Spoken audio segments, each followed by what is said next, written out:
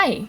Today we'll be going over some more things that I wish I knew when I was starting out as an artist. And as a background, you'll see time lapses of the remaining 3 Winx fairies. And this time, all of them are full time lapses, so that's nice. But let's just get into today's topic. First thing that I want to talk about today is that nothing happens overnight. I touched up on this topic a little bit in the previous video when I was talking about failure, but this is from a little bit of a different perspective. What I mean is, you might set some crazy goals for yourself when you're starting out. You might, for example, pick up an art book and expect to improve significantly after doing just a few examples. Or you may start posting your art online and think you'll get to 1,000 followers in a month. Or set up a shop and expect to have dozens of sales right away. Don't get me wrong, I really hope that you do achieve whatever it is that you want, no matter how big your goal may be. But the reality is that it probably won't happen as quick as you'd like. Trust me, I'm speaking from experience. Years ago, I tried to sell something on Etsy, not knowing how to get around it. I just put up one listing and imagined that I would make a lot of sales. But, as you probably guessed, I didn't make any. All I got was a couple of favorites and that's it. Or when I got an Instagram account, I expected to get a lot of followers in a short amount of time because again, I just didn't get how it all worked. I still struggle to this day, but now I have a bit more realistic expectations. And you may disagree, but to me, having more modest expectations work better. I prefer to be positively surprised than be let down that I didn't meet my goal. I understand that it's discouraging to have a slow growth, but again, nothing happens overnight. And if you're serious about art, you're in for a long ride, not a fast one. And it won't be an easy one either. So just prepare for a lot of struggles along the way and don't be discouraged if you don't get where you want to be right away. Second thing I wish I knew is to make a lot of art. This might sound obvious, but if you really think about it, it isn't always so clear. Why? Well, you might be too scared to draw something and fear that it won't be good enough. Or you think your idea is stupid and you don't even want to waste time putting it on paper. But you won't get better by pondering what to draw or how it will come out. You have to actually draw to get better, and you need to do it a lot. And I'm putting this here also to call myself out because I've always been slow with finishing drawings. And I've always struggled with the what if it's stupid thing.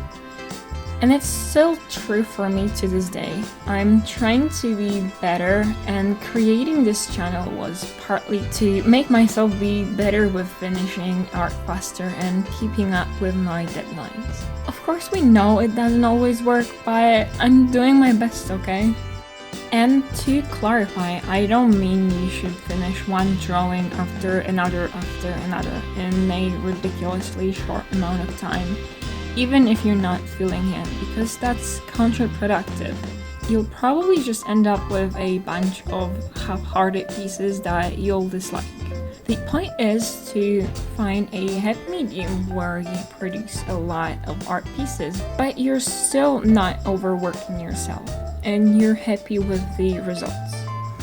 To me, if I have to work on something that I know I don't have enough time for, or I just did too much of the same thing in a short amount of time, I kinda get this whatever mindset and try to finish the pieces with little to no regard for its quality. That's one of the reasons why I don't really like participating in challenges such as Inktober. The pace is too fast for me, and every year is the same.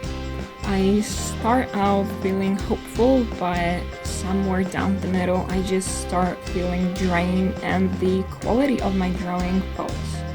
So, to summarize my point, draw a lot and don't overthink, but don't overdo it to the point of burnout. Next thing I wanted to mention is drawing things that you suck at. How many times have you drawn bangs covering an eye because you couldn't get it right? Or how many times have you hid hands behind a character because you didn't know how to draw them? Too many, right? Well, the thing is, it's a very short-term solution that will eventually cause you more trouble than it is worth. I mean, it's fine if it makes sense for your piece, but do you want to keep drawing headless, one-eyed people forever? Probably not. And of course, this is just a very specific example. If you have no interest in drawing people, it doesn't apply to you. I don't mean that you have to know how to draw everything ever. Keep it relevant to what you want to make. So you want to draw cars but they look weird and wonky? Work on your perspective and steadying your hand to make neat lines. You love to capture beautiful landscapes? Well, you'll probably need to learn how to draw, trees and such. My point is, just because you're bad at something doesn't mean you should ignore it. It's actually the opposite. You should make it your priority to learn it so that it doesn't restrict you. You might think that if all other parts of your art are great, then people won't notice, but usually that's not the case. People will see what's wrong with your piece and the rest won't matter. I once heard someone say that your art is only as good as its weakest part. And it's true. And look, I know it's intimidating to face the parts of your art that you're not good at. But there is nothing wrong with being bad at something. And if you don't work on it, you'll keep being bad at it. And trust me, the pride that you'll feel once you learn it is worth it. I used to hate drawing hands, for example, but I kept practicing and now I love drawing them.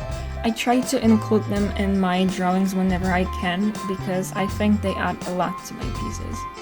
So yeah, the process of learning sucked, but now that I am more comfortable with drawing them, I am not as restricted as I would be if I still didn't know how to draw them. Fourth thing that I want to talk about is tracing. You probably already heard that tracing is bad about 1,000 times, but I won't be repeating the same thing for the 1,001st time. It's a much more nuanced topic than that. I think if used right, tracing can be a very useful learning tool. Have you ever looked at an art piece or a photo and thought, how did they make this? Or how do I replicate this pose? Well, tracing might be your answer, but it should be mindful tracing. Make it a part of your learning process. How? Instead of just tracing the outlines, think of the subject's structure and try to follow that. I'm sure you're familiar with the Loomis method of drawing a head. Do that, but in reverse. Try to follow the reference's shape and place your lines on it. Same thing goes for virtually anything else. Say you want to draw a pose similar to a photo you found. You could draw over it keeping in mind the key parts of the body, that's head, spine, chest, pelvis, joints, etc. Doing that will help you understand how and why something works. I wish I had known this when I was starting out because this is such a useful tool. And honestly, even simply tracing the outlines will probably help you understand your drawing subject more. Maybe you wouldn't see all the details if you tried to freehand it. Then, with the acquired knowledge, you can apply it to your future drawings. As a child, I used to trace witch characters for fun. Later, I started drawing them on my own, and I believe that if I hadn't traced them first, I wouldn't have been able to draw them as well as I did. And not to mention that it was one of the things that really got me into drawing. So I consider it a good thing. But of course, I don't think I need to emphasize that you should not trace someone else's work and claim it's your own. Just be honest and say it's a study. Many artists do that with old masters' artworks and with photos. Fifth and last thing that I wanted to talk about today is that there is no right or wrong way to go about art. I made sure to include this point because I think a lot of new artists will find a tutorial on how to draw something or will watch another artist draw and assume this is the correct way to do it. I've been there and I've seen a lot of tutorials by good artists and I've tried many different techniques. And not everything worked for me. Of course, I'm not saying that trying different things is bad. On the contrary, try as many different techniques as you want, but keep in mind that not all of them will work for you, and that's okay. Trying out techniques is important in your search for the right one for you. So that will be it for today. Thank you so much if you've made it until the end, and I hope that at least some of the things that I said in this video were helpful to you. But anyway, thanks again for watching, and I will see you in the next one. Bye!